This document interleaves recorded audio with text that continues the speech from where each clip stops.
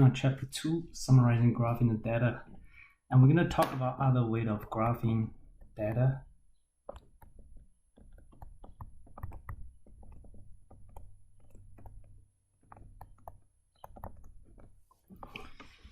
Okay, so other type of statistical graphs, and the popular ones,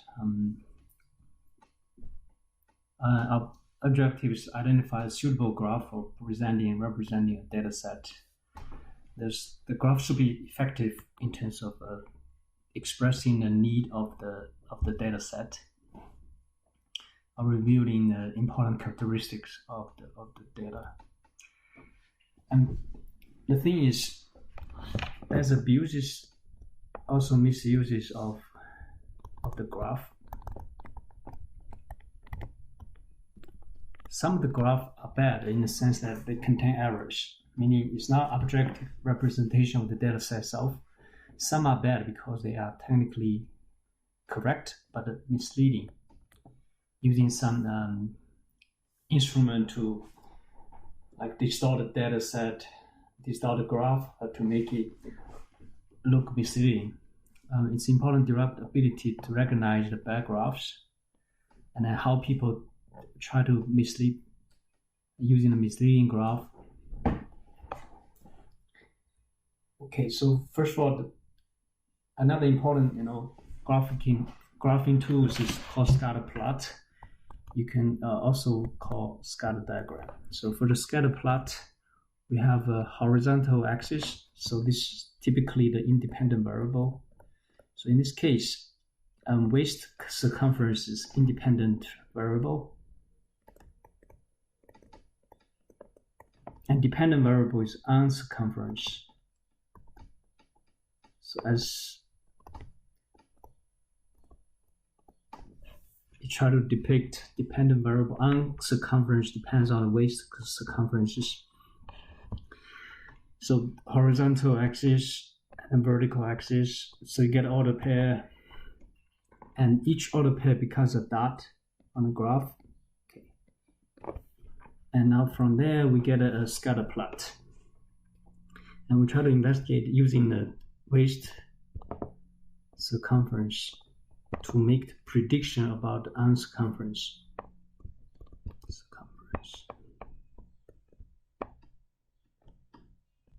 To predict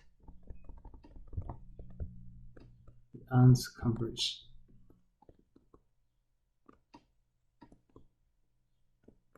And this technical analysis is what we call the linear regression analysis. And we're going to talk about this in chapter 10.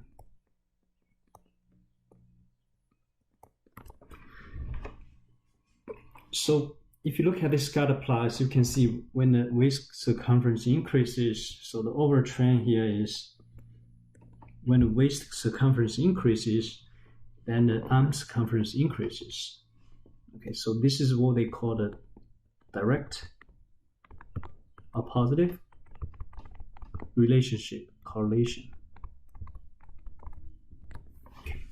between those two variables. The scatter plot exactly helps capture the relationship between two variables. We call those two variables independent variable and a dependent variable. Now, second important tool is what we call a time series graph. So most of the financial data is presented using a time series graph, financial data. And if you look at this particular example, it's time series graph. On the horizontal axis, this is time in years.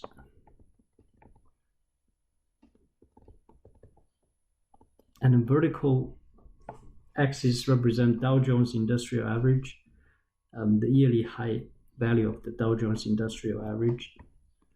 Okay, so you get to guess this kind of graph, and then connect using every 2 points using a line. Okay, so you get this typical time series graph. And also you can analyze this graph. You see the overall trend here is increasing, meaning as time goes by, the yearly high value of Dow Jones Industrial Average increases over time. You can also see some cycle effect here. You see, this is a typical cycle here. So there are a lot of like elements you could analyze in terms of time series graph. And then the next tool is called dot plot. So for the histogram data set, we talk about low level IQ score. Okay, that we can represent the data using a dot plot. So on the horizontal scale, we're putting the IQ score 50, 60, 70, 80.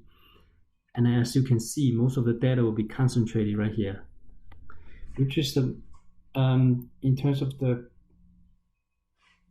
histogram, it's the middle two, right? The middle two, which has 33, frequency of 33 and a 35.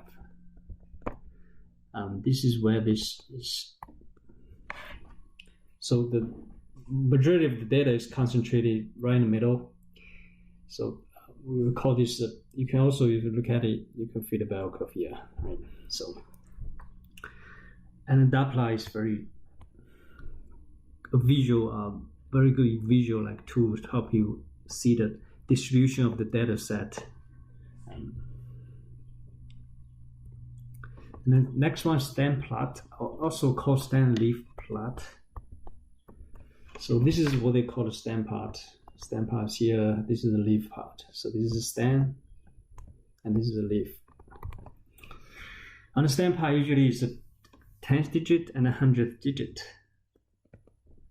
10th and a 100th digit.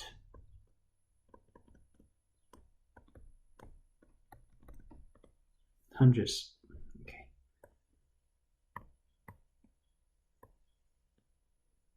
Tens and hundredths digit.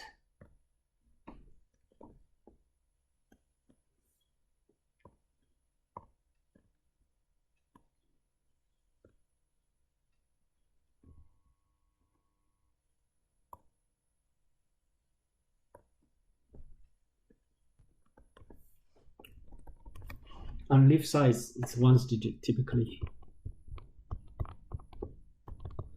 So for the IQ score data set, it's very convenient to use stand plot. So as you can see, you can, like for the first category, you have 50 and 56, lowest IQ score 50 and 56. So just distribute this, get that. The highest IQ score in this case will be 141.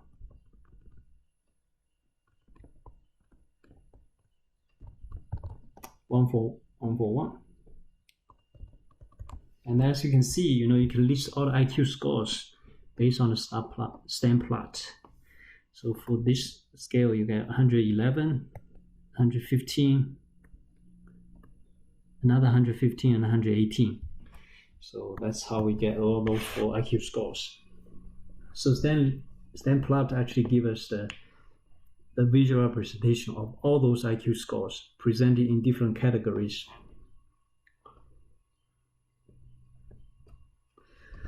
And then we also have a bar graph. So use bar graph to show frequencies of the categorical or qualitative data. Vertical scale usually represents frequencies or relative frequencies. And horizontal scale usually identifies the different categories of quantitative data or categorical data. And a multiple bar graph has 2 or more sets of bars, and it's used to compare 2 or more different categories of the data set. Let's take a look at this. This is a multiple bar graph. Right here, we try to compare the median income by gender. Blue one represents a male, and then a pink one represents a female. As you can see, from 1950 all the way to 2010, there's a gap. There's an income gap between the male and the female. So the male workers always make more money, earn more incomes compared to their female counterpart. So by presenting the graph presenting the data set in this particular form, you can easily compare the income gap between those 2 genders. As you can see, the horizontal axis is year. Okay, and the vertical axis, and then is median income. Okay. And then we also have Pareto chart. On a Pareto chart, on the horizontal axis is always categorical data or qualitative data, categorical data or qualitative data. And vertical axis in this case is percent. So the question here is what contributes most to happiness? So we have 6 major categories. First one is family and partner, second one is friends, third one is leisure, fourth one work and studies, and music, sports. Right? As you can see, the family and partner contribute most to the happiness. The next one will be friends. So using the Pareto chart, you can see this is number 1, number 2, this is 3, 4, and then 5. Right? Fifth contributor towards the happiness. You can easily find out the comparison among those different categorical data. And we can easily convert a Pareto chart to a pie chart. So depends on your needs. You can use Pareto chart to represent a data set or the pie chart. So the pie chart basically just draw a circle, and the family and partners here, it's about 65%, contribute 65% towards the happiness. And based on the percentage of each category, we'll be able to come up with this breakdown of the entire pie, right? So each slice represents the percentage contribution towards the happiness.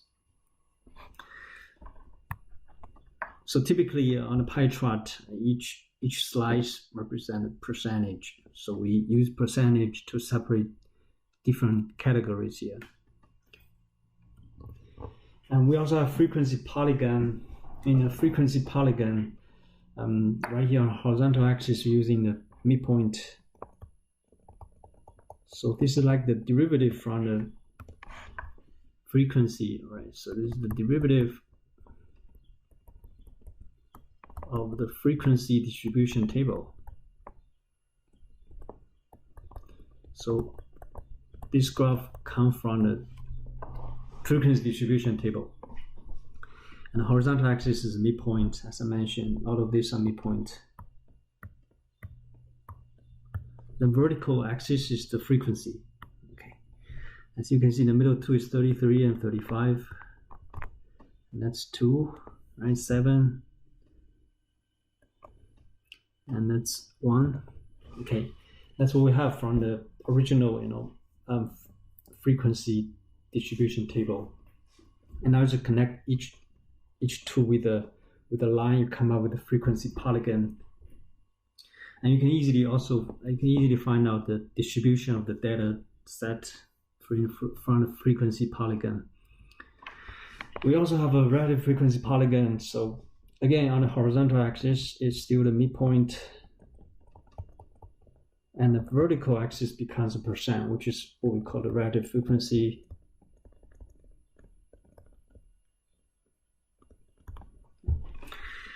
Yeah, so if you look at lowland group, and using relative frequency polygon, we can easily compare the highlight group versus lowland group. As you can see, for the lowland group, the IQ score tends to be higher, right, compared to the highlight group. So relative frequency polygon again is a derivative of the frequency distribution table.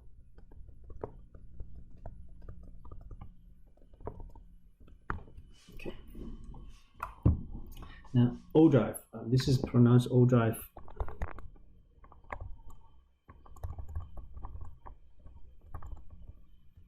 Okay. And ODrive is also a derivative of a frequency distribution table. And then again, on the horizontal axis is the class boundary. So we're using class boundary here.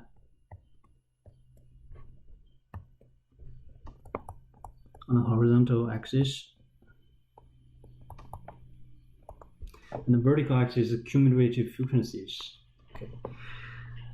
So if you, as you can see, you can analyze this here as 35 of the IQ score less than 89.5, right?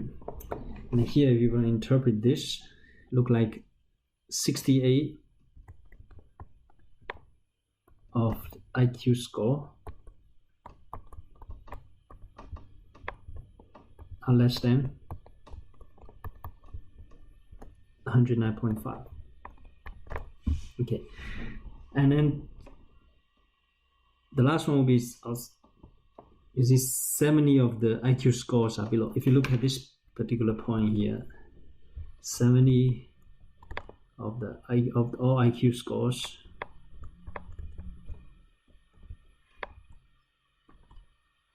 are less than 129.5.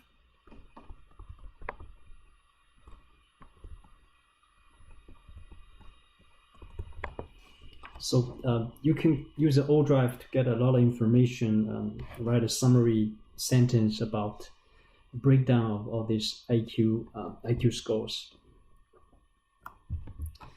And then also some graphs are misleading. Also, you can say that they are deceiving graphs. Like these two graphs representing the same thing, right? They compare three vehicles, Honda Civic, Chevrolet Aveo, and a Toyota Camry. And if you look at the first graph, it's more dramatic. Second one is, as you compare all these mileages, highway fuel consumption, so we also call them mileage. As you can see, they are pretty consistent, meaning they are the same level, right? Similar level. But if you look at the first graph, it looks very dramatic, meaning Honda Civic is way better compared to the other two vehicles. So the reason why the graph looks like this, because they did a distortion on the vertical axis. So there's a distortion here. So they distort data on the vertical scale. So if you look at it, this is the scale starts on 30 all the way to 36. And then if you look at a second graph, which is more objective graph, this is a proper representation of the data, and they look pretty consistent, meaning all three vehicles perform in a similar level, because the scale they pick here is more like standard way of picking a scale, which is more objective and giving you more objective outcome. So this is one way to deceive the viewers or your audience. If you distort the vertical axis, it's like you zoom in on the vertical axis to a certain interval, then your graph will look very dramatic, right? Like this. So some in the advertising industry, they usually intentionally do that to deceive the customers, to show Honda Civic is way better compared to the other vehicle. But in reality, that's not the case. Actually, they are very similar. They perform similarly in terms of mileage. Okay, so this is one way to create a misleading graph and then to achieve a certain purpose. And also look at the second example here. This is income and education. As you can see, they use a 3D graph to representing this different education level with the income level. And the thing about the 3D graph is, and this is misleading, because if you look at the no high school diploma, they're making $18,734. And advanced degree, they're making $74,602. And this cube here is like, this is 4 times, so this cube is 64 times as much as the first cube, right? This first cube.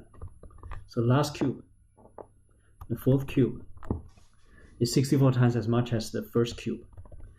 However, if you look at the reality, you see $74,602 is only 4 times as much as 18,734. So definitely this is a misrepresentation. So this graph is also misleading. Now, so if you're using 3-dimensional boxes, the chances you basically try to create a misleading graph. It doesn't actually represent the actual difference between all these different education level compared to their income level.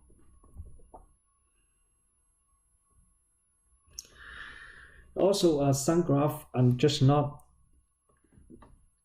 very clear in terms of achieving a goal. In this case, income and education, you can present it in this particular form, but however, this graph doesn't show a clear difference between all this education level and the income level. You see the bars has the same width, and also it's too difficult to understand, what the creator of the graph really tried to demonstrate.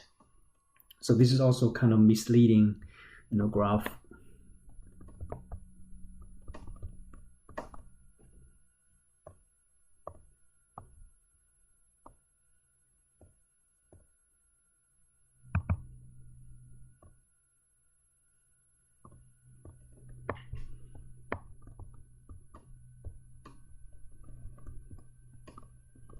Or you can say it just doesn't demonstrate the outcome of this particular comparison of the income and education. And this is a fair and objective graph right here using the bar diagram or bar graph. You can easily just get a visual comparison between different education level and income level, and as you can see, vertical scale was picked carefully, so there's no misleading situation occur here. That's why the last graph is the best graph to present a fair and objective relationship between the income and education. And then some important principles suggested by Edward Tufte. So for a smaller data set of 20 values or fewer or less, you can use a table instead of a graph. The table is, you can easily get a breakdown from the table instead of a graph. So table is more effective compared to a graph. And second important principle, a graph of data should make the viewer focus on the true nature of the data, but not on the distracting design features or ambiguous, design features. They usually mislead the audience to the wrong direction. Also, third guiding principle is do not distort data. And on the vertical scale and horizontal scale, especially on the vertical scale, you should always try to construct a graph to reveal the true nature of the data. Also, almost all of the ink in the graph should be used for the data, but not for the design, not for the other design elements. Meaning, you should concentrate on deliver the true characteristics of the data set, but not just try to focus on certain, facet of the data set.